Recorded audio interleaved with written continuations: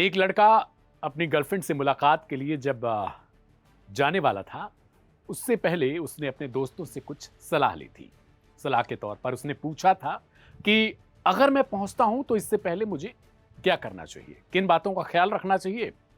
और चूंकि उसने शुरुआती जानकारी अपने दोस्तों के साथ शेयर कर रखी थी, दोस्त भी थोड़े मजाकिया थे और वो भी मजाक मजाक में उससे कहते हैं कि देखो, ऐसा मत करना कि बाद में तुम्हें पछतावा हो और मर्द समाज की इज्जत घट जाए। अब उसने पूछा कि इसके लिए क्या करें। उन्होंने कुछ वियाग्रा जैसी चीजों के बारे में जानकारी दे दी। ये आमतौर पे पर जो है वो नॉर्मल बातचीत थी दोस्तों के बीच एक लड़के की। और वो जब मिलने जाता है तो लड़की के घर पर उस वक्त कोई नहीं रहता और वह रात में उसे कुछ भी पता नहीं क्या हुआ, क्या सीन हुआ, लेकिन होटल में उसकी डेथ हो जाती है। एक और कहानी कुछ इसी तरीके की थी। हालांकि इसमें जो लड़की है उसकी डेथ हो जाती है। लड़की की उम्र 18 साल से कम बताई गई थी। ये कानपुर की कहानी। कुछ कहानी ऐसी छत्तीसगढ़ की भी है, जहां पर होटल में मतलब अपनी गर्लफ्रेंड के साथ पहुंचा हुआ था युवक, लेकिन संदेहात्मक उसकी मौत हो गई। जो इंफॉर्मेशन थी डेथ की, वो होटल प्रशासन को उसकी गर्लफ्रेंड ने, प्रेमिका ने दी। यही कमोवेश कहानी मध्य प्रदेश में थी, इंदौर में, जहां इसी तरीके की घटना सामने आई थी। ये सब 2025 की घटनाएं थी।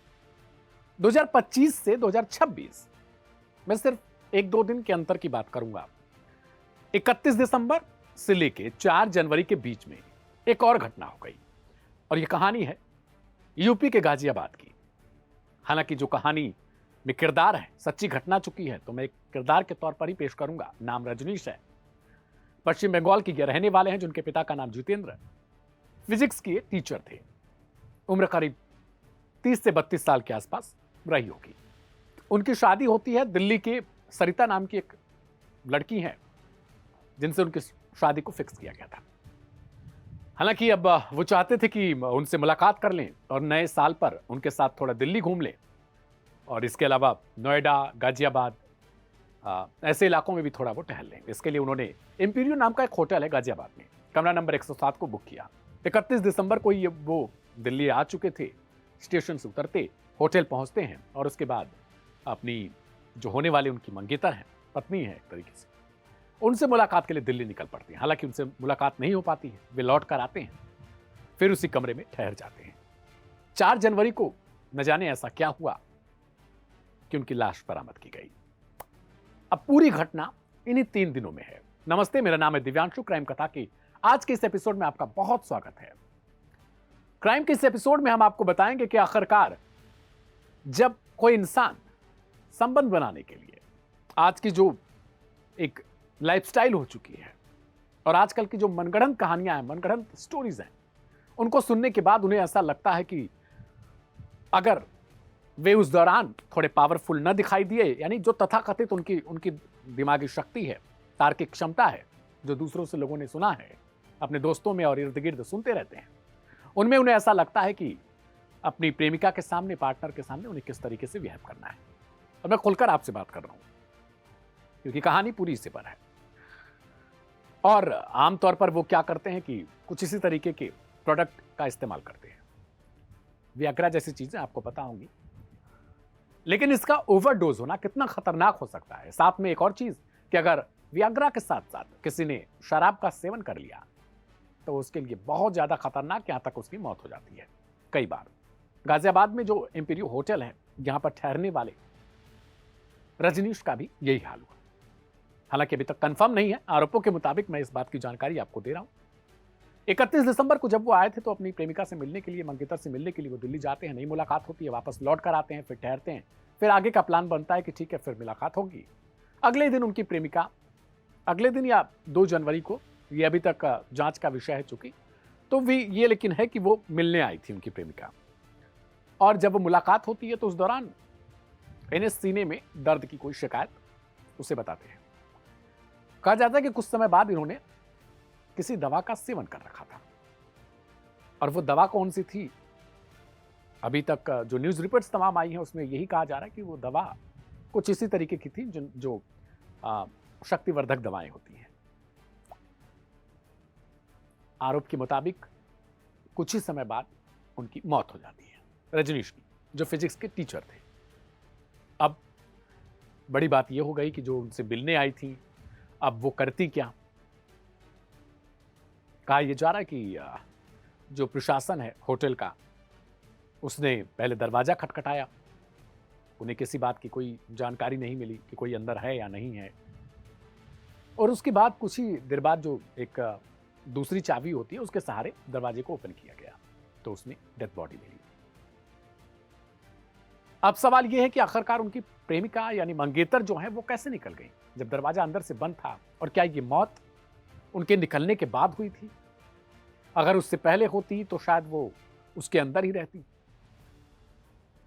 कुछ रिपोर्ट्स में यह भी कहा जा रहा है कि उनकी प्रेमिका वहीं पर मौजूद थी और उन्होंने इस बात की जानकारी दी और उन्होंने इस बात पर भी अपने आप को राजी कर लिया कि नहीं, वो सब इंफॉर्मेशन पुलिस वालों को देंगी कि आखिर उस दौरान हुआ क्या था।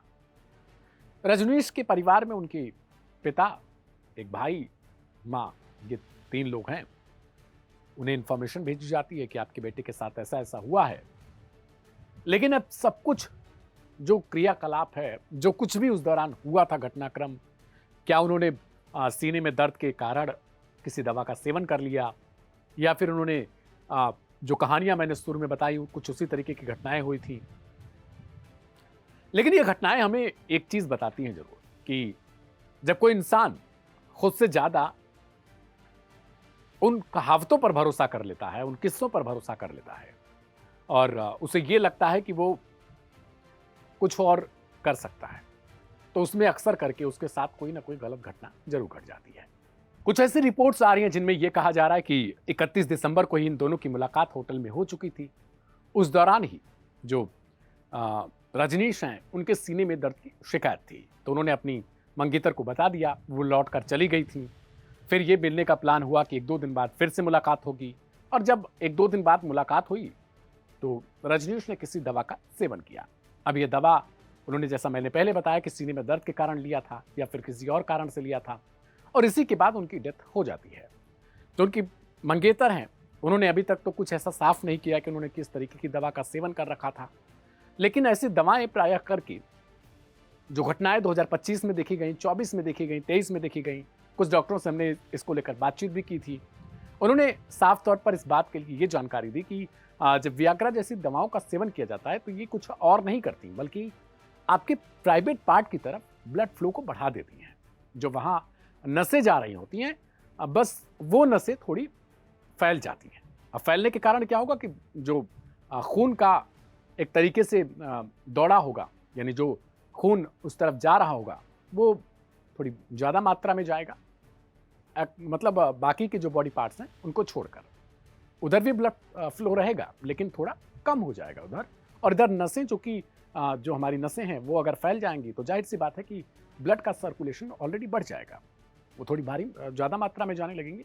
और यही वजह होता है कि ऐसी दवाओं के ऊपर लोग अंधे होकर विश्वास कर लेते हैं। डॉक्टरों ने यह भी सलाह दी कि इनका सेवन बहुत ज़्यादा खतरनाक हो सकता है, क्योंकि आपको ये नहीं पता कि आपके अंदर किस तरीके की बीमारी है। आप शारीरिक क्षमता को अपने बढ़ाने के लिए सिर्फ इस दवा का इसलिए उपयोग कर रहे हैं क्योंकि किसी ने आपको जानकारी दे दी, और ऐसी जानकारी जो आधी होती है वो बेहद खतरनाक होती है। या तो आपके पास जानकारी पूरी हो या फिर जानकारी हो ही ना। इन दोनों केसेस में आपकी जान बच सकती है, या अगर जान भी जाती है तो ये नहीं होगा कि कम से कम आपने अधूरी जानकारी के कारण अपनी जो जीवन लीला थी उसको समाप्त करने में खुद का योगदान दे दिया। कई बार ऐसा हुआ कि लोगों ने मेडिकल स्टोर से ऐसी दवाई ले ली और उसके बाद वो लेकर पहुंच जाते हैं। कानपुर की घटना का मैंने जिक्र किया था, जिसमें उस व्यक्ति की, मतलब लड़के की तो मौत नहीं होती, लेकिन लड़की की मौत हो जाती है। हालांकि उस दौरान ये बताया गया था कि ठंड लगने के कारण उस बच्ची की जान गई थी, वो 18 साल से कम उम्र की बताई गई।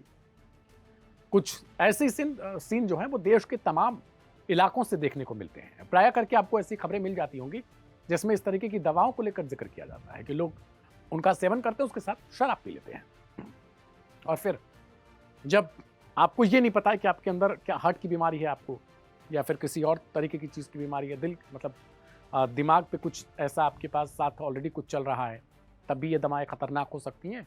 अभी जो गाजियाबाद वाली घटना है उसकी जांच चल रही है, देखते ये हैं कि उसकी इसमें क्या कुछ ऐसा आता है और लाइव हिंदुस्तान पर इस तरीके की अपडेट आपको मिलती रहेंगी।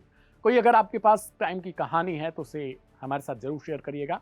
फिलहाल ऐसी दवाओं को लेकर या फिर इन चीज़ों को लेकर आपका क्या कहना है उसे कमेंट बॉक्स में जरूर लिखिए। दूसरों के साथ शेयर जरूर करिएगा ताकि हमसे वो जुड़ सकें। वो हर रोज रात 10 बजे सोमवार से लेकर शुक्रवार तक एक नई क्राइम कथा की कहानी को सुन सकें। मेरा नाम है दिव्यांशु, मिलेंगे कल फिर इसी समय। तब तक के लिए नमस्ते, शुक्रिया।